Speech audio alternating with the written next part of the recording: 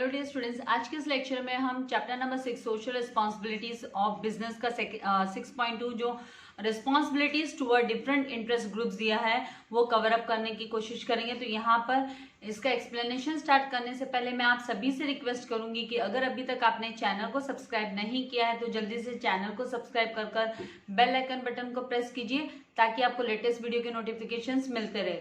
यहाँ पर जो 6.2 है वहाँ responsibility towards different interest groups, किस किस को इस जो बिजनेस ग्रुप है उनकी रेस्पॉन्सिबिलिटीज कौन कौन से लोगों के लिए है, किस किस के लिए उनको वेलफेयर टास्क कंप्लीट करना है। तो यहाँ पर business can not function in isolation, ये तो हम पढ़ चुके थे कि भाई ये अलोन एक अकेला रहकर ये अपनी जो बिजनेस एक्टिविटीज है उसको कैरी आउट नहीं कर सकता है। इसको अदर इनपुट्स की जरूरत पड़ेगी, इसको आउटपुट्स को सेल ऑफ करने के लिए इसे अब सोसाइटी पर डिपेंड होना ही पड़ेगा। तो ये अकेले नहीं बोल सकता कि होल एंड सोल मैंने सब कुछ किया है या मैं बस अकेला ही मैं सब कुछ कर सकता हूँ, नॉट पॉसिबल। तो यहाँ पर it depends upon the society for its inputs, raw material के लिए इनपुट्स जो भी मैन पावर है, मशीन्स है, सबके लिए इसे सोसाइटी पे डिपेंडेंट है ये business units. And even output के लिए, जब आउटपुट जो गुड्स प्रोड्यूस्ड हो गए तो उनको जब सेल ऑफ करना है सोसाइटीज में, now it is conducted with the help of various interest groups. तो ये जो एक्टिविटीज को कैरी आउट करने के लिए, इनपुट एंड आउटपुट के प्रोसेस के लिए वो बहुत सारे लोगों पे डिपेंडेंट होता है बिजनेस।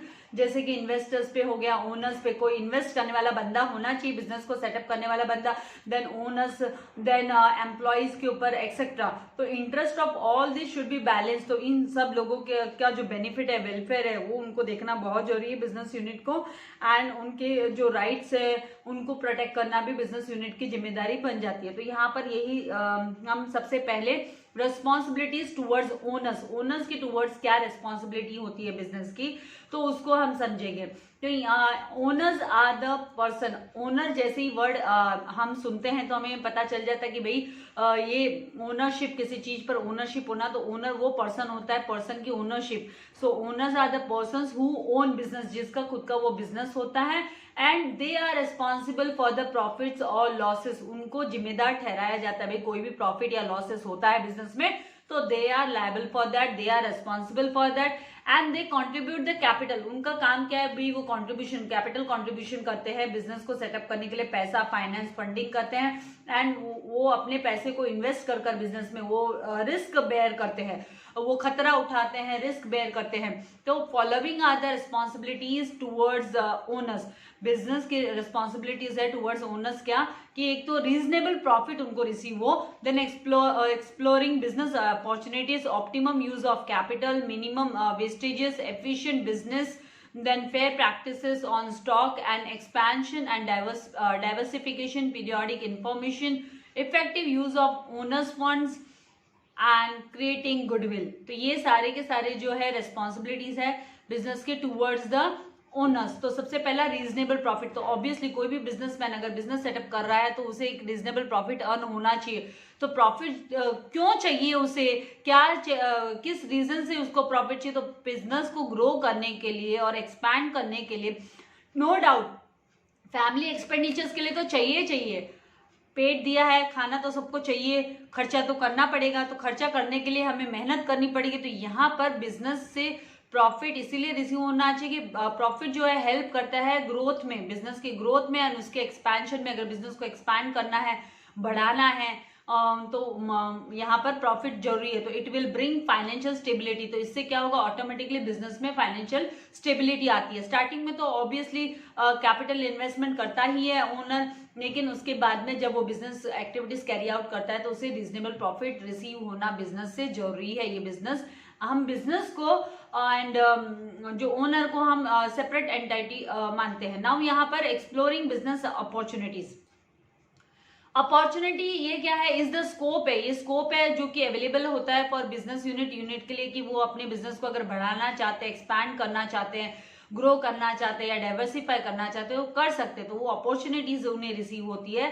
अपॉर्चुनिटी मतलब is the scope available for business unit to expand, grow, diversify the business. Now businessman should be alert, उसे अलर्ट रहना पड़ता है टू फाइंड सच अपॉर्चुनिटीज। ये अपॉर्चुनिटीज ढूंढने के लिए, फाइंड आउट करने के लिए उसे एकदम कॉशियस रहना पड़ता है, अलर्ट रहना पड़ता है। जैसे ही अपॉर्चुनिटी उसे उसके सामने आती है कि भाई उसको एक्सपैंड करने की, बिजनेस एक्सपैंड करने की अपॉर्चुनिटीज रिसीव होगी, तो उसे अपना बिजनेस एक्सपैंड कर देना चाहिए। अगर वो डाइवर्सिफाई करना चाहता है, एक यूनिट से दूसरे प्रोडक्शन की यूनिट स्टार्ट करना चाहता है, तो उस बिजनेस को डाइवर्सिफाई कर सकता है। तो for success of business it is very crucially, बहुत इंपॉर्टेंट होता है, बहुत जरूरी हो जाता है कि and so whenever they arise it should be explore. तो जब भी उन्हें मौका मिलता है तो उन्हें एक्सप्लोर करते रहना है, अपॉर्चुनिटीज को ग्रैब कर लेना है, जो भी अपॉर्चुनिटीज उनको रिसीव होती है without delaying. Now optimum use of capital, capital का ऑप्टिमम यूज, जो बिजनेस में पैसा इन्वेस्ट किया है ओनर ने उसका यूटिलाइजेशन जो है वो ऑप्टिमम होना चाहिए,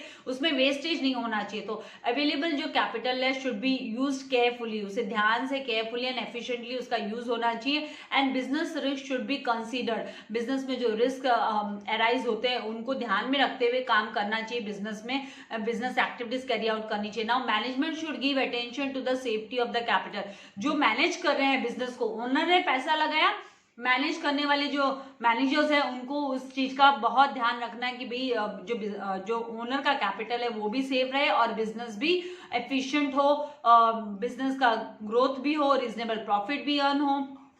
now minimize wastages, business organization can maximize profitability increase कर सकते हैं वो, तो उसको इंक्रीज करने का उनके पास मेथड है कि भाई आप है ना जो रॉ मटेरियल्स है उनका वेस्टेज नहीं करें, उसको आप कम मिनिमाइज करें, कम से कम आप है ना टाइम वेस्ट करें, टाइम वेस्टेज भी नहीं होना चाहिए। जैसे हम लोग आप लोगों को, स्टूडेंट्स लोग को बोलते रहते हैं कि भाई अपना समय बर्बाद नहीं कीजिए, आपका अभी आपको अपॉर्चुनिटी मिली है पढ़ने की तो पढ़ाई कीजिए और ज़्यादा से ज़्यादा मेहनत कीजिए, इनपुट्स दीजिए, अपना नॉलेज गेन कीजिए, ताकि tomorrow you will stand as a strong personality in the society. तो इसी तरीके से बिजनेस को भी अपने जो कैपिटल है मैनेजमेंट को वो वेस्टेज नहीं करना है, वेस्टेज ऑफ टाइम नहीं होना चाहिए, देन मनी का वेस्टेज नहीं होना चाहिए, man power should be minimize, कम से कम एम्प्लॉयज की जरूरत पड़े ताकि वो लोग बिजनेस का प्रॉफिट जो है वो मैक्सिमाइज कर सके। ऐसा नहीं है कि किसी एक बंदे को ओवरलोड कर दिया वर्क के साथ, ये भी नहीं होना चाहिए। Then fifth one, efficient business, तो scarce resources should be utilize at optimum level. जो भी स्केर्स रिसोर्सेज है, जो रिसोर्सेज है ना डिप्लीट होने के बाद फिर से नहीं रिसीव होते हैं, हमें रिन्यूएबल नहीं है, नॉन रिन्यूएबल है, तो उनका जो यूटिलाइजेशन है वो ऑप्टिमम होना चाहिए, वेस्टेज नहीं करना चाहिए उन रिसोर्सेज का। Efficient use of resources will increase profitability, तो एफिशिएंटली अगर हम यूज करेंगे रिसोर्सेज का तो प्रॉफिटेबिलिटी इंक्रीज होगी एंड प्रोडक्टिविटी भी इंक्रीज होगी, so that business can be conducted more efficiently, ताकि जो बिजनेस है वो कंफर्टेबली एंड एफिशिएंटली वो हम कंडक्ट कर सके, कैरी आउट कर सके, बिजनेस एक्टिविटी की प्रोडक्टिविटी प्रॉपर्ली कैरी आउट कर सके। Now 6 1, fair practices on stock exchange, stock exchange में जो है इसका जो फेयर प्रैक्टिसेस मतलब जो शेयर्स के प्राइसेस है, ट्रेडिंग है वो प्रॉपर होनी चाहिए, रॉन्ग इन्फॉर्मेशन नहीं प्रोवाइड करनी चाहिए। तो यहाँ पे हम कॉर्पोरेट लेवल पे बात करें, यहाँ पे हम जॉइंट स्टॉक कंपनी के पॉइंट ऑफ व्यू से बात करके, जॉइंट स्टॉक कंपनीज जो है इन्वेस्टर्स मतलब ओनर्स का पैसा उसमें लगा हुआ है, मेंबर्स का, शेयर होल्डर्स का, तो all the sorts of unfair practices, जो भी अनफेयर प्रैक्टिसेस है जो रिलेटेड है स्टॉक एक्सचेंज से, लाइक इनसाइडर ट्रेडिंग कि भाई आपने छुपा रुस्तम ट्रेडिंग कर ली, आपने डिस्क्लोज नहीं किया, and providing wrong and secret information, जो गलत इन्फॉर्मेशन है, सीक्रेट इन्फॉर्मेशन है उनको आप सीक्रेट इन्फॉर्मेशन को आप लीक करते हो, तो ये सब अवॉइड करना चाहिए मैनेजमेंट को। Now share prices are artificially increase, artificially अगर आपने शेयर प्राइसेस को इंक्रीज किया या डिक्रीज किया तो उसका खामियाजा जो है वो कंपनीज को भुगतना पड़ता है, इसलिए वो चीज नहीं होनी चाहिए। आर्टिफिशियली आपको इंक्रीज या डिक्रीज नहीं दिखाना है, क्योंकि which lead to loss to common investors, common investors को लॉस होगा तो obviously a day will come that the investors will जितना पैसा है वो विड्रॉ कर लेंगे और कंपनी बंद हो जाएगी। तो it is better not to follow the wrong practices, आपको स्टॉक एक्सचेंज में गलत प्राइस नहीं दिखाने हैं, इंक्रीज किए हुए, आर्टिफिशियली इंक्रीज किए हुए या डिक्रीज किए हुए नहीं बताने हैं। देन एक्सपेंशन एंड डाइवर्सिफिकेशन, तो for expansion and diversification, expand करना है, डाइवर्सिफाई करना है बिजनेस को, तो उसके लिए आपको क्या करना है, business should be growing and developing.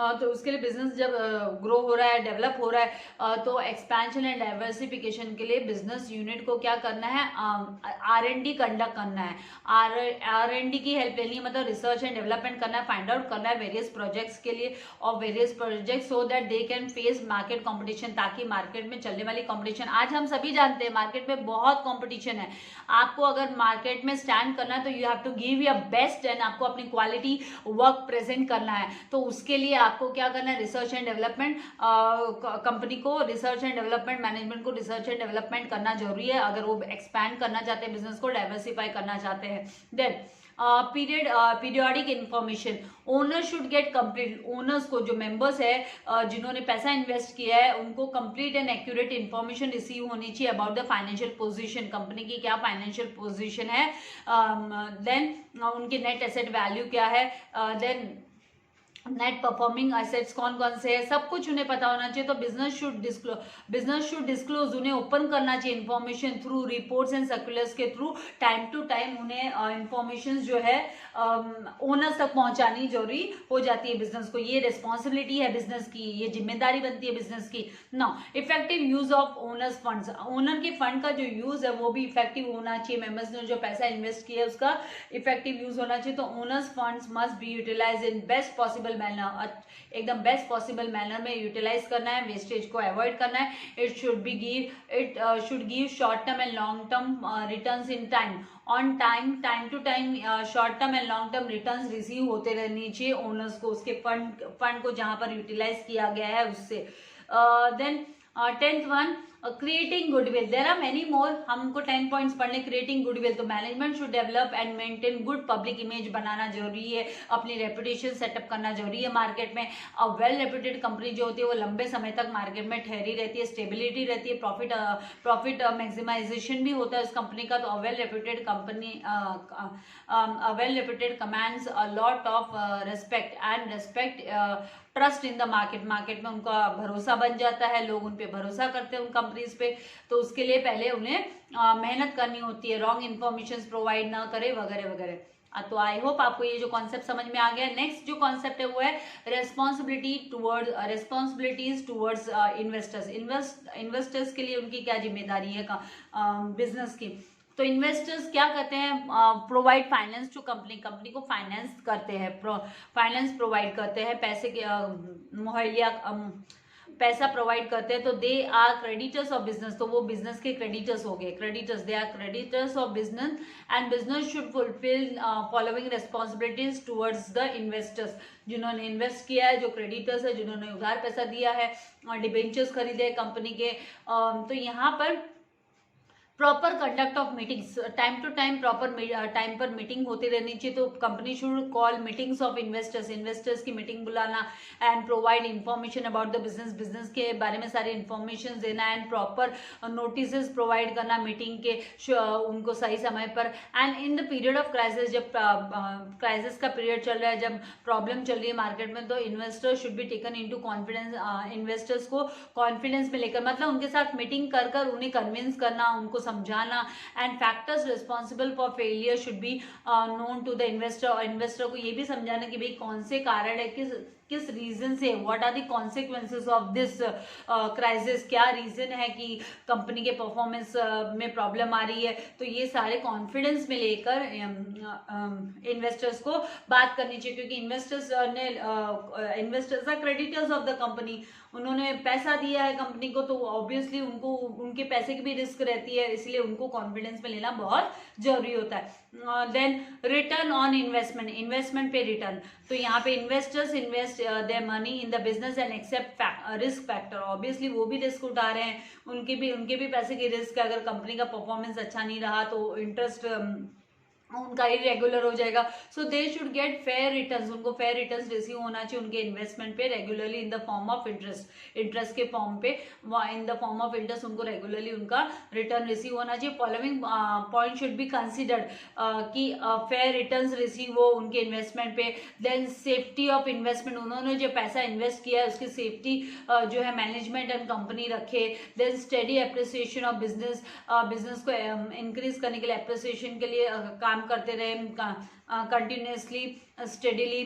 Then next third one is handling grievances, grievances जो भी प्रॉब्लम है, किसी को डाउट्स है तो वो क्लियर करना जरूरी है। तो company should handle investors grievances if any, अगर कोई भी उन्हें डाउट है, कोई भी उन्हें प्रॉब्लम है उनको तो वो प्रॉब्लम सॉल्व करके दे। There should be effective methodology होनी चाहिए कि जो इन्वेस्टर्स है वो कंपनी से अप्रोच कर सके, उनकी जो क्यूरीज है वो सॉल्व हो सके। तो all the queries regarding any other issue must be answered in a satisfactory way, क्योंकि ये इन्होंने पैसा इन्वेस्ट किया है कंपनी में, अगर इन्होंने अपना पैसा विड्रॉ कर लिया तो कंपनी को फंडिंग की प्रॉब्लम हो जाएगी। इसीलिए इनकी जो प्रॉब्लम्स है, इनकी जो क्यूरीज है उनको सॉल्व करना भी बहुत जरूरी है और इन्हें सेटिस्फैक्टरी आंसर रिसीव होना जरूरी है। तो ये जिम्मेदारी जो है बिजनेस की है। देन मेंटेन ट्रांसपेरेंसी, तो investors provide long term capital, ये लॉन्ग टर्म कैपिटल प्रोवाइड करते हैं as well as working capital provide करते हैं कंपनी को टू रन बिजनेस एफिशिएंटली, ताकि बिजनेस एक्टिविटीज एफिशिएंटली चलती रहे, रन होती रहे। So it should maintain high degree of transparency in its operations. तो जो भी एक्टिविटी बिजनेस कैरी आउट कर रहा है उसके लिए उन्हें क्या करना है, उन्हें ट्रांसपेरेंसी रखनी है। उनको सारे जो भी प्रॉब्लम्स है वो भी डिस्क्लोज रखने हैं, जहाँ कहाँ बेनिफिट्स है कंपनी को वो भी डिस्क्लोज रखने हैं। कंपनी को मतलब यहाँ पर अपने स्ट्रेंथ एंड वीकनेसेस सारे पॉइंट्स में ट्रांसपेरेंसी रखना जरूरी है। ट्रांसपेरेंसी जैसे हम कैसे कांच के थ्रू आउट हम बाहर देख सकते हैं, तो उसी तरीके से कंपनी की पिक्चर, पूरी सही पिक्चर मतलब इन्वेस्टर्स के सामने रखनी जरूरी होती है। Then proper disclosure of information, तो management should present full and factual, सही बात और कंप्लीट इंफॉर्मेशन इन्वेस्टर्स को पहुंचानी जरूरी है। दे शुड गेट रेगुलर रिपोर्ट्स, उन्हें रेगुलर कंपनी के जो वर्किंग कंडीशन उसके report, circulars and statement of profit receive होते रहना चाहिए भी कंपनी का प्रॉफिट स्टेटमेंट क्या है। देन द फाइनेंशियल परफॉर्मेंस क्या है कंपनी की, मस्ट बी प्रोवाइडेड करेक्टली, वो सही तरीके से देना जरूरी है। So that the prospective investors, अगर आगे फ्यूचर में प्रोस्पेक्टिव इन्वेस्टर्स मतलब फ्यूचर में जो इन्वेस्ट करने वाले हैं इन्वेस्टर्स, उनको वो अपना सही डिसीजन ले सके। So all this will ensure them, क्योंकि ये सही रिपोर्ट्स प्रोवाइड करेगी कंपनी, तो उसी के बेसिस पे वो लोग डिसीजन लेंगे और उनको श्योरिटी रिसीव होगी, उनको एश्योरेंस मिलेगा कि भाई हाँ हमारा जो इन्वेस्टमेंट है वो सेफ है। Then sixth one, maintain solvency and prestige, यहाँ पर उन्हें अपना मतलब यहाँ पर सॉल्वेंट रहना जरूरी है कंपनी को एंड अपनी रेपुटेशन बनाए रखना जरूरी। तो सॉल्वेंट रहना मतलब जो फाइनेंशियल पोजीशन है वो स्ट्रॉन्ग पोजीशन है, वो साउंड एंड स्ट्रॉन्ग रखना जरूरी। तो business should maintain sound financial position, solvency and Prestige. Insolvency आप लोगों को पता है, जो कंपनीज प्रोवाइड नहीं कर पाते, रिटर्न नहीं कर पाते जो इन्वेस्टर्स का पैसा, तो वो इंसॉल्वेंट डिक्लेयर हो जाते हैं। तो यहाँ पर उनको sound financial position, solvency maintain रखना, अपनी रेपुटेशन एंड गुडविल बनाए रखना टू सेटिस्फाई द इन्वेस्टर्स बहुत जरूरी होता है। तो business should take continuous efforts, तो उसके लिए उनको कंटिन्यूसली क्या करते रहना है, रिसर्च करते रहना है। Innovative ideas and innovation and expansion programs उनको कंटिन्यू रखने हैं, उस पर उन्हें वर्कआउट करते रहना है। नाउ नेक्स्ट वन है, आई होप आपको जो इन्वेस्टर्स के टूवर्ड्स क्या रिस्पॉन्सिबिलिटी है समझ में आ गया। नेक्स्ट है रिस्पॉन्सिबिलिटीज टूवर्ड्स एम्प्लॉइज, एम्प्लॉइज के टूवर्ड्स क्या रिस्पॉन्सिबिलिटी है।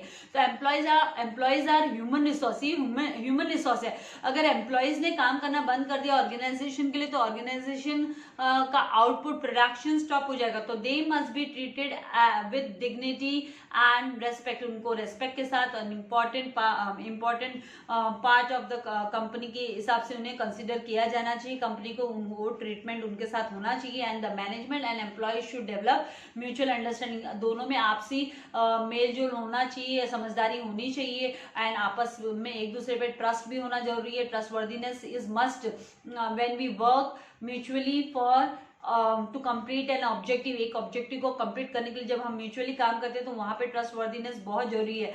And government has passed various labour law, labour का लॉज भी गवर्नमेंट ने क्या है, laws to safeguard the interest of employees, employees के वेलफेयर के लिए गवर्नमेंट ने बहुत सारे लॉ भी पास किए हुए हैं। तो business has the responsibility towards employee, business की भी रिस्पॉन्सिबिलिटी है उनके एम्प्लॉयज के लिए, क्या, एक तो उनकी जॉब सिक्योरिटी मेंटेन करना, जॉब सिक्योरिटी की भाई जिस कंपनी में हम अगर काम कर रहे हैं तो हमारी जॉब सिक्योर्ड है। अभी लॉकडाउन के पीरियड में बहुत सारे मतलब बिजनेस यूनिट्स ऐसे थे जिन्होंने अपने एम्प्लॉयज की छुट्टी कर दी, उन्होंने अपना जो स्टाफ है वो कम कर दिया। Even in education departments also, जहाँ पर प्राइवेट एजुकेशन इंस्टीट्यूशन उन्होंने भी अपने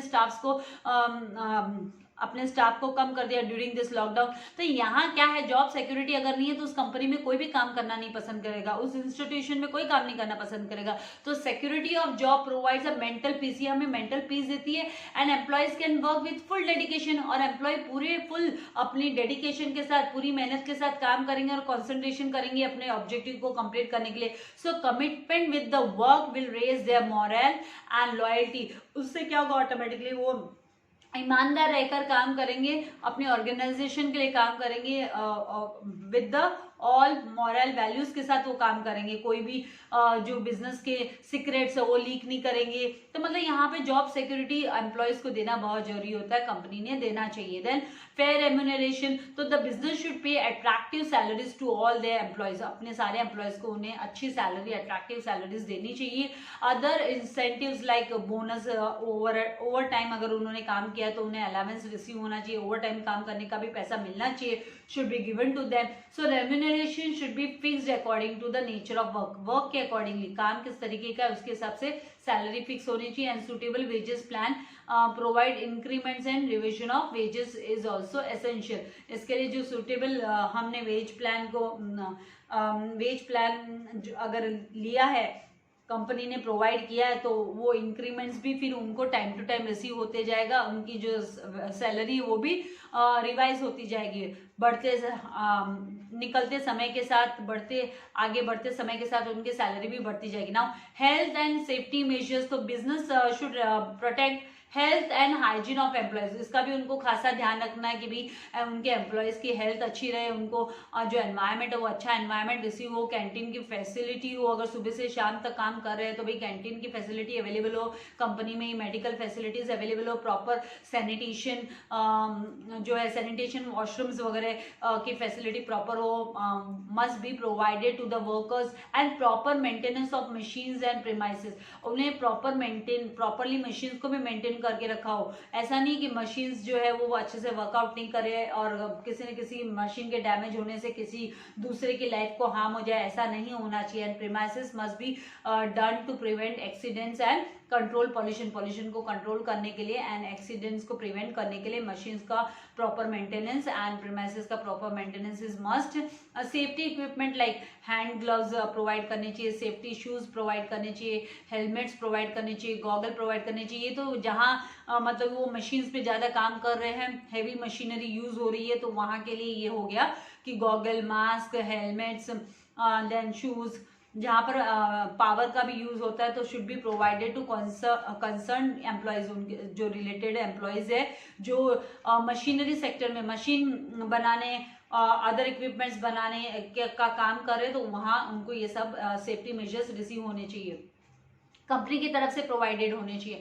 नाउ गुड वर्किंग कंडीशन, तो the employee should be provided with good working condition, अच्छा कंडीशन उनको प्रोवाइड होना चाहिए, such as adequate lighting, ventilation proper उनको रिसीव हो, ड्रिंकिंग वाटर की फैसिलिटी हो, necessary steps should be taken to avoid air, water and sound pollution, कि वो जहाँ काम करें वहाँ पे एयर पॉल्यूशन ना हो, साउंड पॉल्यूशन, वाटर पॉल्यूशन ना हो। And there should be proper working hours, आज जो वर्किंग आवर्स है वो भी सही वर्किंग आवर्स होने चाहिए, प्रॉपर वर्किंग आवर्स होने चाहिए विथ लंच ब्रेक्स, उन्हें सफिशिएंट लंच ब्रेक भी रिसीव हो और थोड़े समय पे थोड़ा रेस्ट भी उन्हें रिसीव हो, रेस्ट पॉजेस भी उन्हें रिसीव होने चाहिए कि भाई एक ही जगह पे बैठ के अगर कोई काम कर रहा है तो 5 मिनट उठ के जरा अपनी बॉडी को स्ट्रेच तो कर ले, तो मतलब इस तरीके से उनको वर्किंग कंडीशंस उनके लिए अच्छी प्रोवाइड करनी चाहिए एम्प्लॉयज को। Then recognition of trade unions, now it is responsibility of business organisation to maintain industrial peace बनाए रखे, because employer must recognise the workers right. Employees को पता होना चाहिए कि भाई वर्कर्स का राइट क्या है to join the trade union,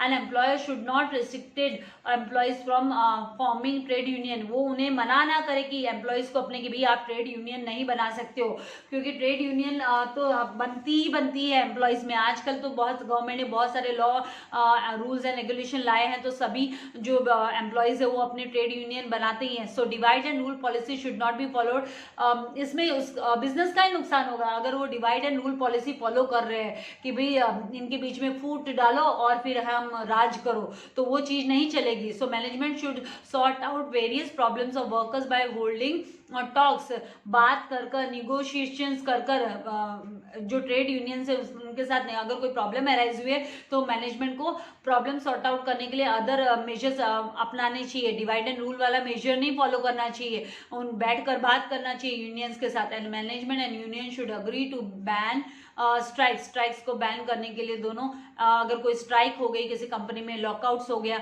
lockout करने के लिए, लॉकडाउन हो गया तो लॉकआउट करने के लिए उन्हें बैठकर बात करना चाहिए, समझौता करना चाहिए to protect the interest of both the parties. Business का भी फायदा हो और एम्प्लॉयज का भी फायदा हो, ऐसा काम एम्प्लॉयर ने करना चाहिए।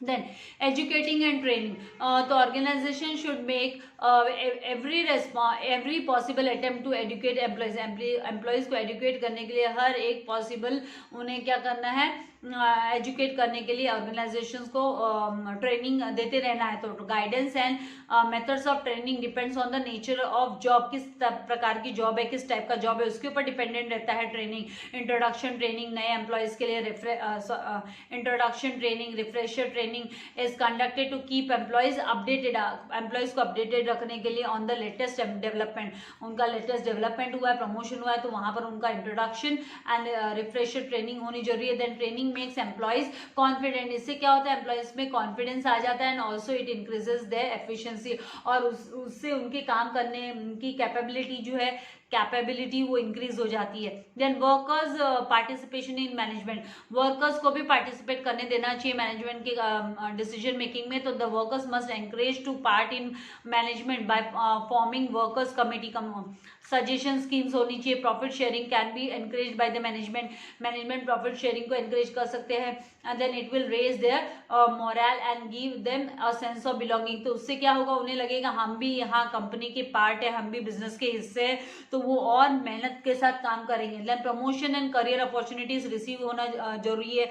तो यहाँ पर business should offer adequate opportunities of promotion to their talented employees को अपॉर्चुनिटीज रिसीव होनी चाहिए, प्रमोशन होते रहना चाहिए time to time, and they should give proper information about qualification, कौन सी क्वालिफिकेशन रिक्वायर्ड है, स्किल्स एंड एक्सपीरियंस कौन से चाहिए, रिक्वायर्ड है, वो बताते रहना चाहिए, ताकि जो एम्प्लॉयज है वो अपने आप को अपग्रेड करते रहे। अगर उन्हें प्रमोशन चाहिए तो उन्हें क्या करना है वो उन्हें पता होना चाहिए। So it will increase awareness among employees में भी अवेयरनेस आएगी कि भाई मैंने ये डिग्री ले ली, या मैंने अपने आप को मैंने यहाँ पे क्वालिफाइड कर लिया इस राउंड को, तो मुझे प्रमोशन मिल जाने वाला है। So they will also be motivated to take efforts, तो वो मेहनत करेंगे, एफर्ट लेंगे। नाउ प्रॉपर ग्रीवेंस प्रोसीजर, यहाँ इनकी भी प्रॉब्लम्स को सॉर्ट आउट करने के लिए कोई सुनने वाला होना चाहिए। So there should be proper grievance procedure to handle employees complaints. ना ऑल द क्यूरीज, जो भी उनकी क्यूरीज है वो सॉर्ट आउट होनी चाहिए quickly, and the employees must feel satisfied, उनको सेटिस्फेक्शन भी फील हो रहा चाहिए कि हाँ भाई कंपनी हमारे लिए बॉदर्ड है,